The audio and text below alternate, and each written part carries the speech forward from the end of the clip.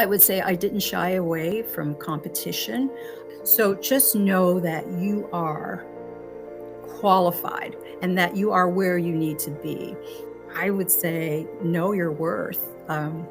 Overcome internal obstacles. Sometimes we're not thinking that, again, we're good enough, or, we have all of the experiences that others may have, but you do. Believe you're a qualified leader. The Midlife Revolution, the show for busy, empowered women ready to transform their lives. I'm your host, Coach Angie, and today I have the pleasure of introducing you to yet another phenomenal woman. Meet Maria Ford Conliffe. Being um, a super kind woman, which I know her to be, she's more than that. She's more than that. She's a powerhouse in leadership, advocacy, and mentorship. She's had an incredible journey from working in law to becoming a human resources leader at Ford Motor Company, where she championed equal employment, diversity, and dispute resolution. But beyond the corporate world, her passion for empowering women, serving the community, and making an impact has been at the heart of everything she does. Maria is a dual citizen of the US and Canada, and she grew up between Detroit and Windsor, building a full life of resilience, purpose, and global experiences. From serving in Alpha Kappa Alpha, Sorority Incorporated, the Links Incorporated, and multiple nonprofits to traveling 5 continents and counting, she embodies what it means to lead, give back, and live fully. But her story isn't just about success, y'all. It's about pivoting, overcoming setbacks, and finding purpose in every chapter of her beautiful life. And today, we're going to dive into her journey, her lessons, and the legacy she's building for the next generation. Again, I know her to be a super kind woman. She supported me in so many ways, and I truly appreciate her. All right, let's get into it. Welcome, Maria. Thank you, Coach Angie. What a beautiful introduction. Thank you. I hope I live up to that. Oh, you do. You absolutely do for me. So let's Thank get you. into it. You've had such a dynamic journey from Windsor to Toronto to Detroit and beyond. Take us back to the young Maria. And what were your dreams? And did you ever see yourself in the leadership roles that you've held? Well, thank you for the question. Actually, you're right. I was young, stepping into the unknown, moving to Toronto, excited about going to college there. I envisioned I could do whatever I set my mind to do. I knew that I would always work and be able to take care of myself and also be a leader. I had that youthful confidence and optimism that I could do whatever I set my mind to do. And success in business was my interest. I didn't necessarily see myself in the role that I ultimately had, but I knew I would be successful in business. Um, I'm going to take you all the way to the end at first. So I ended up working for Ford Motor Company. My maiden name is Ford, and I have a legacy, a wonderful legacy, where my grandfather, Roosevelt Ford, came from Mississippi during the Great Migration to work in the auto industry. He became a skilled tradesman, a millwright, and his sons, at least 4 of them, ended up working for Ford Motor Company, my dad being one. My dad was an electrician. My uncles were skilled trades. And so that was quite a legacy. I didn't see myself working at Ford when I was younger. I just saw the work that my family did in the factory. And it was fortuitous that I met an executive from Ford while I was working another job. And I asked him about opportunities at Ford, and he was the one who opened the door for me. So I'd like to say that in every step of my life, anything that I've achieved, there's always been someone to help me get there. And so I'm very grateful for that opportunity. I love that. I love it, love it, love it. Congratulations to all of your success. Now, you made a big move to Toronto right after high school. What did that chapter of your life teach you? And how did it shape the woman you are today? Well, Again, great question. It was exciting. It was a move from Windsor, I say a little town, but a city of less than 200,000 people, to the big city. Toronto at that time, and that was in, I don't know if I should say, 1975, had 3 million people, more than 3 million people at the time. And so it was like going to New York City, for those who lived in the States. I was 19, went to school there. And once I graduated from the legal secretarial program, I was 21. I landed a job at a very prestigious law firm. I ended up working for a female lawyer. She was the only female lawyer in this firm, and I was the only Black person in this firm for the 3 years that I worked there. What helped shape me is that I saw my boss, Enid Hildebrand, uh, as an exceptional person. She embodied brilliance, sophistication, and femininity, working with an all male team. She was authentic. She was an authentic leader, and she affirmed me. So I could see myself going further. And so I thought about becoming a lawyer, but then I said, you know what? I think I will get into business. So also being in Toronto and thinking about how it shaped me is meeting people from all countries around the world. Seriously, my you know coworkers and also my classmates were from Africa, Asia, Europe, the Caribbean, South America. And so it was interesting for me. It was fascinating, actually, to learn more about their traditions, their culture, their food, their music, and as a young person, their dance as well. And they were very proud of the countries where they came from and also proud of their contributions to Canadian society. It also had me think about where I fit in that mosaic as a descendant of the Underground Railroad. So my Canadian family made it from Tennessee, and we know our history, to North Buxton, Ontario, Mm. which was a settlement at the time, and my family members still live there. Descendants Wow. still live there.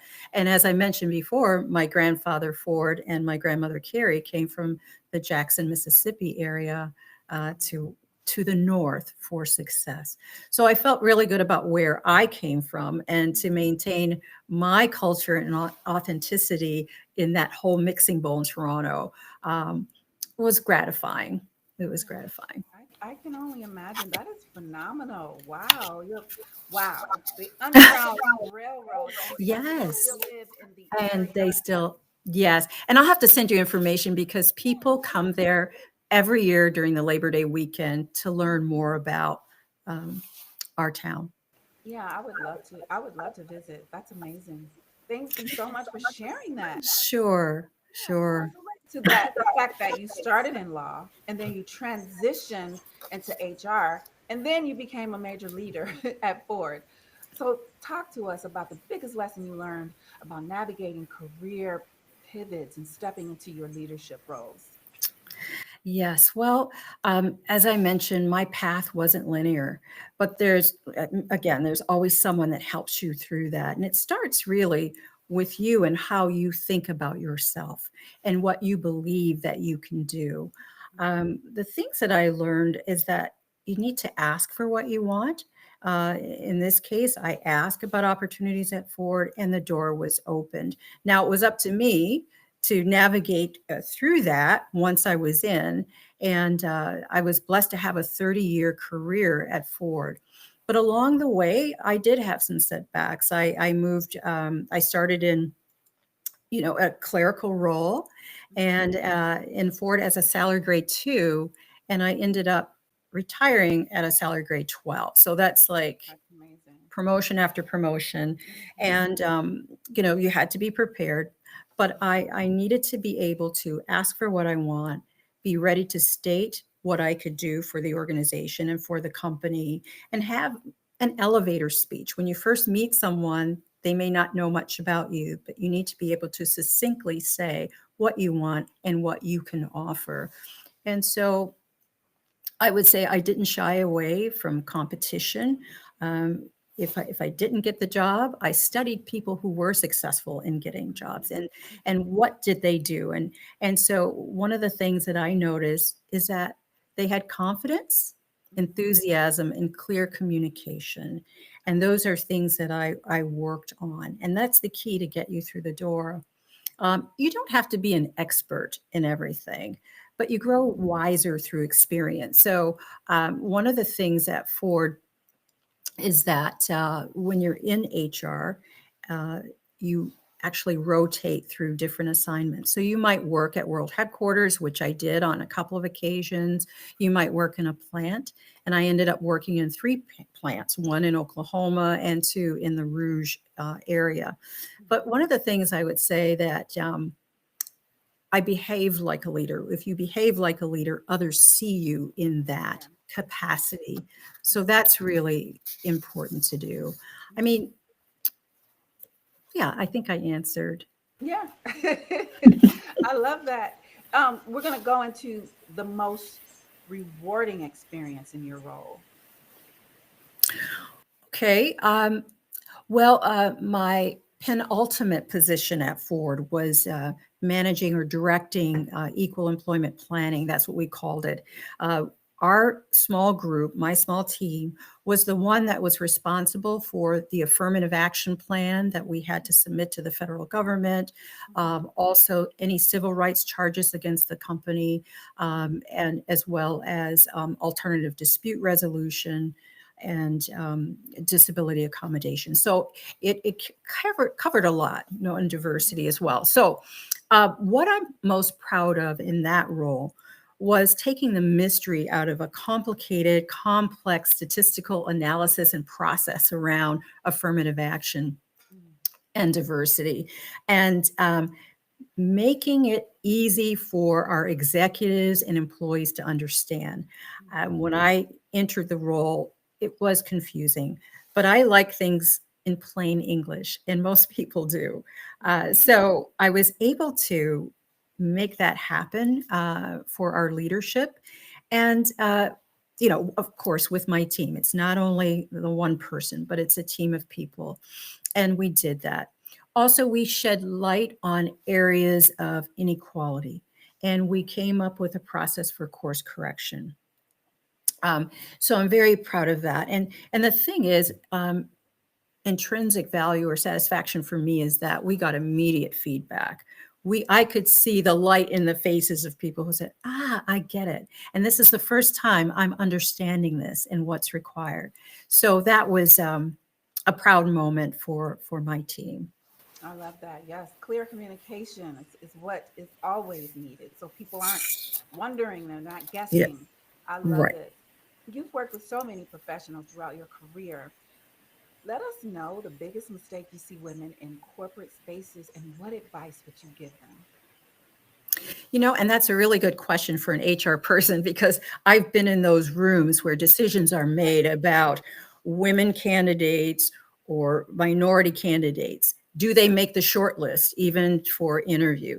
And so we had to work really hard on that, and we needed to be at the table. And I'm really happy that I was in the room to call those things out when people wanted to sideline and take the person may have been qualified, but Right. giving a woman and a person of color a chance who had the qualifications, Hmm. you know.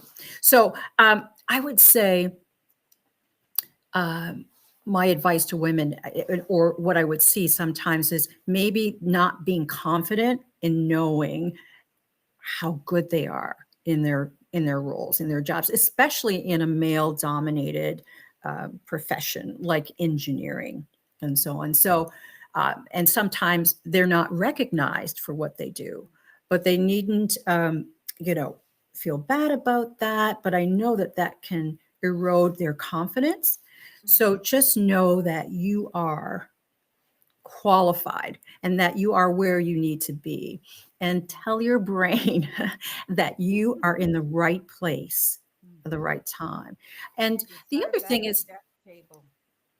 yes, and the other thing is, women don't need to behave as men Yeah. stereotypically do, especially in a manufacturing environment, a company like Ford, where you're in the factory, or, you know, they're saying certain things that shouldn't be said, and they may be gruff, not all, but women don't have to behave that way. You don't have to put on that persona to be successful and to get your point across.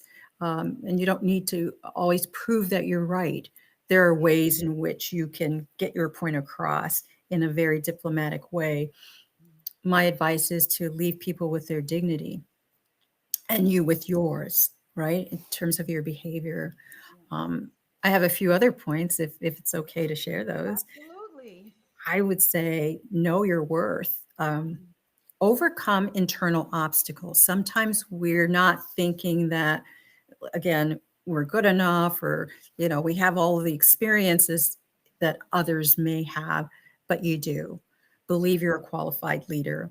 And don't allow setbacks. If you come up to roadblocks, don't allow those setbacks to be permanent. Yeah. And manage your stress. And I have a book I want to show you. It's called Stress is a Choice 10 Rules to Simplify Your Life. And I this is love it. one book that we used in our leadership training for new supervisors or new managers. I would teach this. This is available on Amazon. They're not paying me to say this, but I'm telling you, it's very easy book to use. I would say engage mentors, and your mentors could be women who are in the roles that you want to be in, or men. Quite often, my mentors were men, and Mhm. sometimes white men. Yeah. So it's whoever is listening to you and believing in you, I would say, and expand your network as much as you can. Develop a brand. What are you known for? Yeah. And be consistent in that Mhm. every day. I mean, you don't want people to come in and say, well, what is she going to be like today? If you have a, Yeah. a brand, and when I think back on my career, and I worked in several plants and with the union, um, the union chairperson in that plant would often call someone else in the union that maybe I interacted with. And one of the most another thing that I'm most proud of is when I worked at the engine plant in the Rouge, the Mhm. chairperson said, I called to ask about you. Oh, And he wow. said, he asked one of the top directors, and he said, what I can tell you about Maria is she's fair. And that is a great compliment. So that I took on as my brand. I'm fair, and I treat people with respect, and I think that's the important thing. But the other key point is to ask for feedback. When you're giving a presentation or you're in a meeting from a trusted source, you might ask, "How did I do with that?" And use that information to help you in your next move. Yeah. That's very, So, very, very good um, advice. I love that. crucial conversations are important too. And I'm going to share one more thing. No, go ahead. Um, This is another course that we offered at Ford, Crucial Conversations, Tools for Talking When the Stakes Are High. Mhm. And I was asked to take people through workshops. I was asked by our HR vice president to do. So she couldn't do it one day and asked if I would do it. And this book actually changed my life. Now, do I wish I had it when I was interfacing with the union? Yes, but I didn't have it at that time. But it worked with my husband. So I just want to tell you, in your personal life, this is a great book to have, Crucial Conversations. Thank And you. then, have affirmations, make sure you tell yourself how good you are and surround yourself with people who know your worth. And I would Mhm. say it's kind of like golf, your career. It's a lot to think about before you swing. Mhm. You have to think about your posture. How do you look? And you quiet yourself. You keep your head down with your eye on the ball. And then when you draw back to swing, make sure you follow through. Mm. So, everybody doesn't play golf, but if you try, that's how it works. Yeah, that's a beautiful analogy. I like it. I love it, actually. I was just like, yeah, I love it. Oh, Thank wow. you. So you've poured so much already into this interview, but also into mentoring women through organizations like AKA, the Links, and nonprofit work. Why is mentorship and community engagement so important to you? Well, you know what? It's about family legacy as well. I watch my grandparents and my parents do community service work as well as work in their church, and with family. My folks took care of the elderly and the babies, and so they just gave of themselves. And so I wanted to pay that forward. I wanted to follow in their footsteps. And I was the first person in my family to graduate from university. Wow. And I went to Wayne State University, and there was to the business school, and there was a program for graduates from the business school who were first time university students to mentor young people who were first time university students. And I did that for 2 years, and I was happy to do that. It meant a lot to me to be able to share that since we came from similar backgrounds. Um, and then the other nonprofit work that I work with was really meaningful to me, again, because you get immediate feedback when you're actually teaching and mentoring. And I developed an interviewing skills workshop for two programs in the Women's Enterprise Skills Training um, um, group or organization in Windsor, Ontario, and that organization helped women who were refugees from other countries, or they found themselves in Canada because their spouse moved there. And some didn't have the language. Some didn't know even how to ride a bus or to open a bank account. And so that's what the organization did, taught them computer skills, language skills, and business skills. And I was happy to be a part of that. And Mhm. one of the things I know is when someone understands what you're trying to convey and they get it and they can use it for their advancement, it has an exponential impact, not only on the person, but on their family and their community. And it really makes the world a better place. So I just have a passion for that. And it just gives me chills. And so I know in the Bible, Luke says, to whom much is given, much is required. And that means if we are blessed with talents and wealth and time, we're expected to bless others with that. So, this forum, Coach Angie, is another blessing. You are blessing other people, and I get a lot from it um, Mhm. when I'm able to give.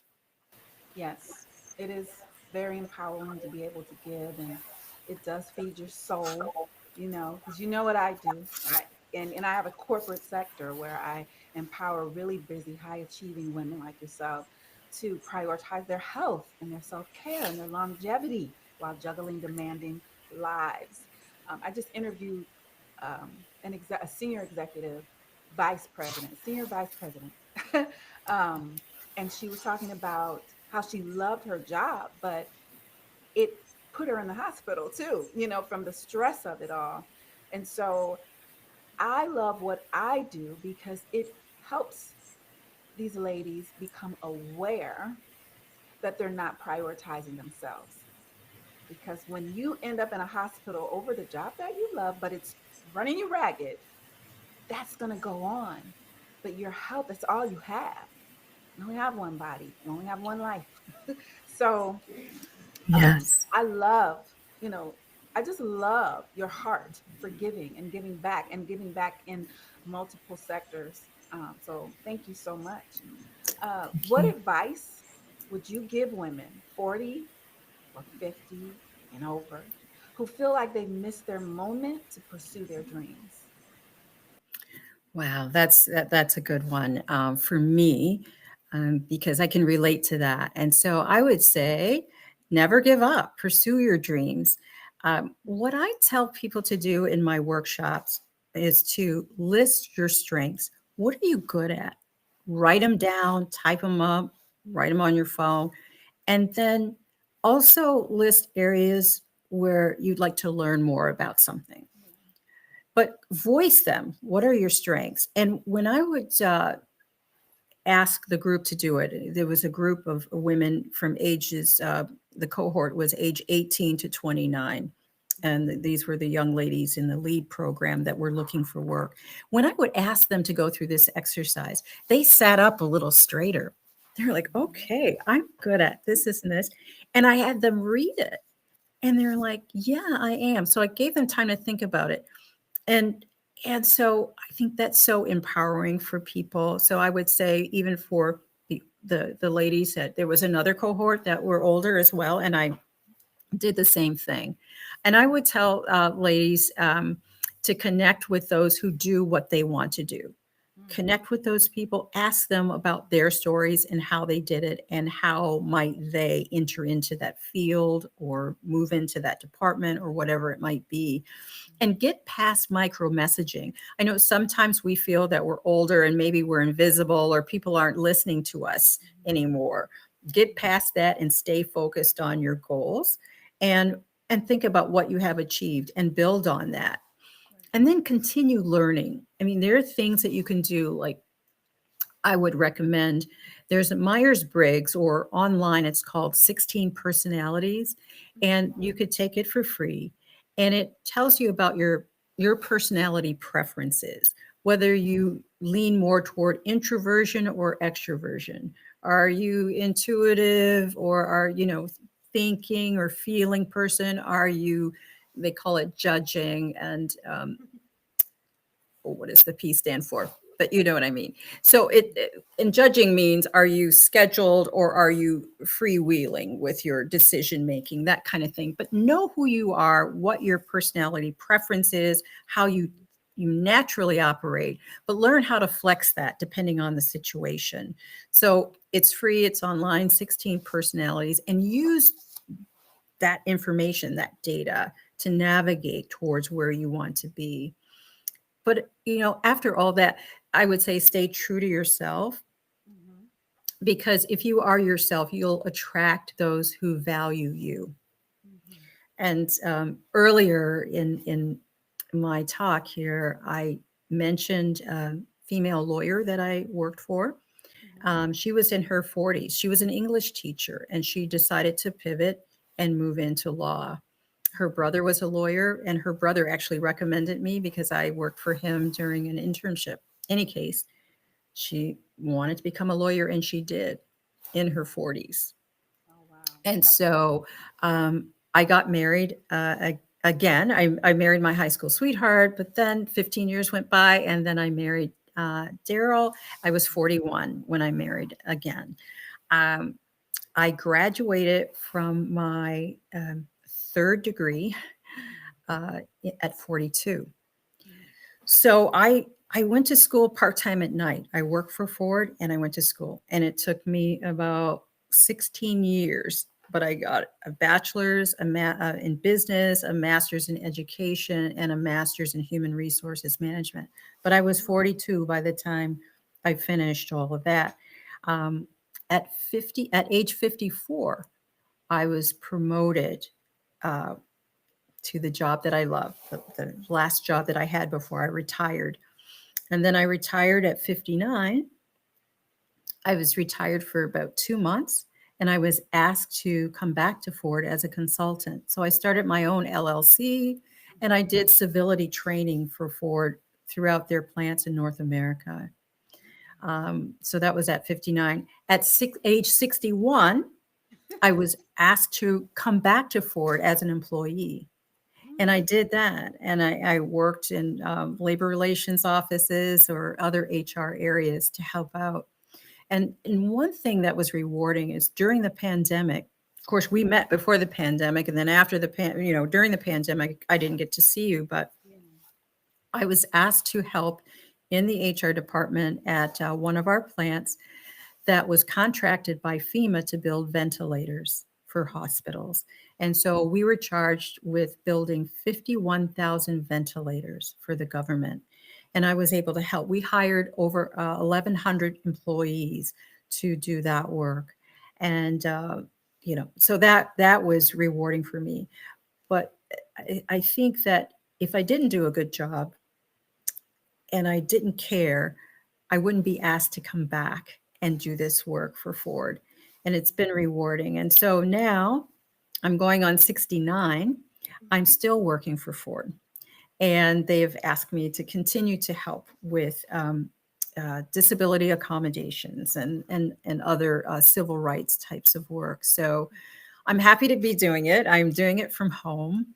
Mhm. Uh, but I heard Warren Buffett say, keep working, don't retire unless you absolutely have to keep your brain sharp. Keep your brain sharp, and you're And so it's rewarding. sharp.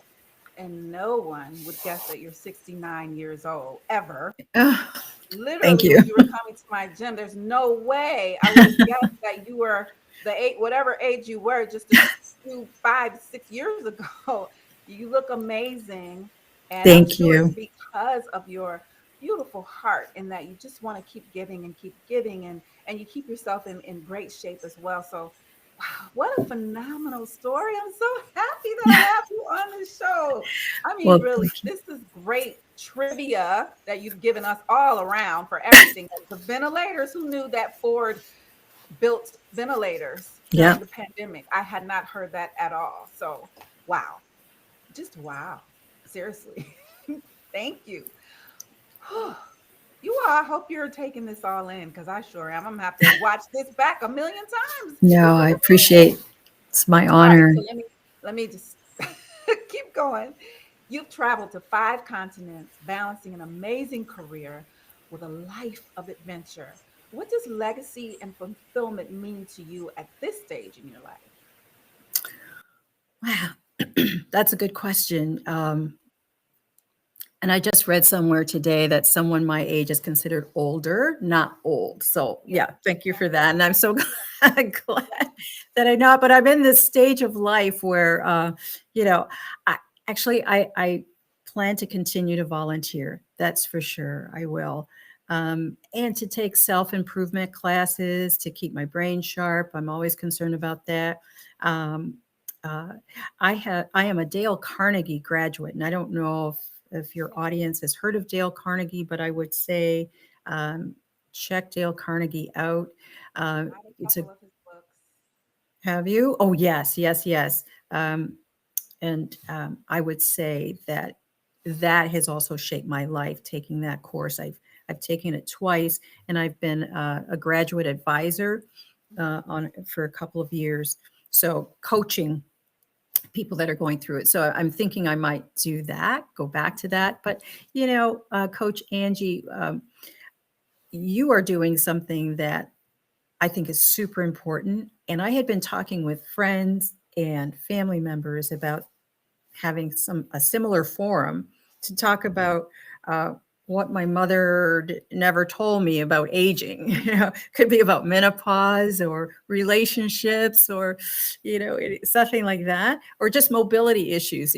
Sometimes when my knee hurts, I would ask my mother, well, are you exercising? Have you gone? And she goes, it hurts. And so now my mother is gone, but I will look up to heaven and say, sorry, mom. I'm sorry I was pressing you to do those things. But, uh, you know, I understand that. But I love being a resource for my family and my friends. And I want to be the reason someone feels welcome, seen, heard, valued, and loved. And so that's what life is all about. And if I can do that in any way, um, I will. And one more thing, I do plan to go to Australia and New Zealand next year. So that would be the sixth continent. I don't think I'll make it to Antarctica, but it's on my bucket list, at least for Australia. But Awesome. thank you for allowing me to share. Oh, sure. That's what this is all about. I want to know more about you, and I want our audience to know more about all of you women because everyone is so inspiring and they have so many inspiring stories. And the one that stands out the most for everyone is that everyone wants to give back. They want Yeah. to help others, they want to serve. And that is what I'm all about. So just to know that we all align in that way is very gratifying for me. And and you don't understand. I had no idea And that's another thing that I love about this is that I get to find out so many good nuggets about who you are as a person. And it's just, and I want the world to know that too. So thank Ah, you. And to know that you can thank still you. be a phenomenal woman doing phenomenal things, even at 69. So who I serve is 35 and above. But I love that sweet spot of between 50 and up because everybody's life is a lot of people's lives are starting over in Yeah, a lot of different ways at those ages, and it's just not over. And I right. need people to understand that. I need us as women to understand that. So, talk to me, Maria. What's next for you? Are there still dreams or projects besides what you're doing next year, Australia, that you want Yeah, to Australia. explore? Well, maybe I'll, Or you you know, went to New Zealand. You said New Zealand and Australia, I thought. I do. Yeah, Australia, New Zealand. I really, Beyond those, what but y'all, beyond what those.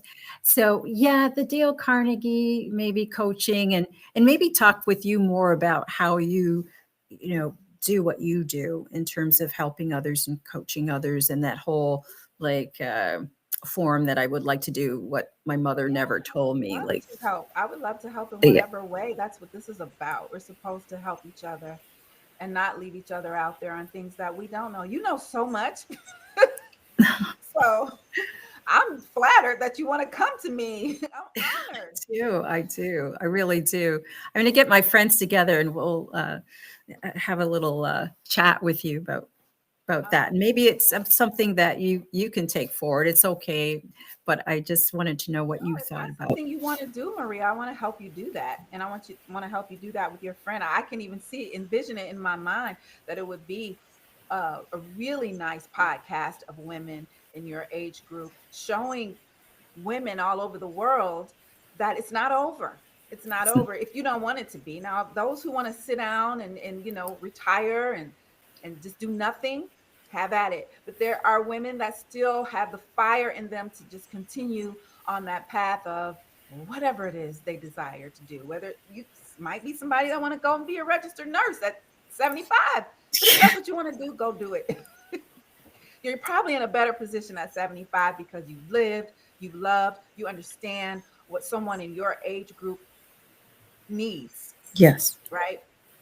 So you're more loving because my 92 that I spoke to you about, my 92-year-old aunt, she she was hospitalized not long ago with that Hmm. virus that's going around. And she spoke about, and I'm not going to say the hospital, but she spoke about how they were just very nasty, and she's 92. I'm like, who wants to be nasty to a 92-year old? No, no, So yeah. no, but So okay. no, that's important. In fact, when I was telling my one of my sister-in-laws about the podcast, we were having the conversation about you know the things our mother never told us and about health. She sent this book to me for Christmas, and you probably know about this author, but I would say that it's a great book, I and think it's I've heard something that that title, Grown Woman Talk. I think I've Grown heard Woman that. Talk, Mhm. Dr. Sharon Malone. Okay. So you need to So pick you're that one up. obviously well read. So Well, did you know that I wrote a book? no, Yes, I have a book. okay. Well, I Yes. need to buy it. Yeah, it's called You Say You Want to Work Out, but You Don't. Why? That's me. Everybody says that. Oh my God, you're attacking me. You're talking to me. I need Check me. but yeah, I'll send you the info on it, not just for you to buy it, but just for you to know that I'm evolving um as a fitness coach and as a coach in general because I want to share more with women in the age group that I serve about just taking that why and making it a how. Mm, I help you find the how instead of always focusing on, well, because I don't have time, all the whys, I don't do things that I'm supposed to do. So it's my baby. I'm grateful that God has allowed me to push through and get it finished. that's And yes, I will share with you. But thank you so much, Maria, for great. coming on. You're amazing. Oh, thank you. You are too. It's a mutual admiration society here. Thank you for allowing me the opportunity to serve. Okay, so I just stopped the recording. You did so I did. I did. wonderful. You shared so many wonderful things, really, that you almost had me in tears with Oh all my the things. gosh. Yeah, yeah. Thank you.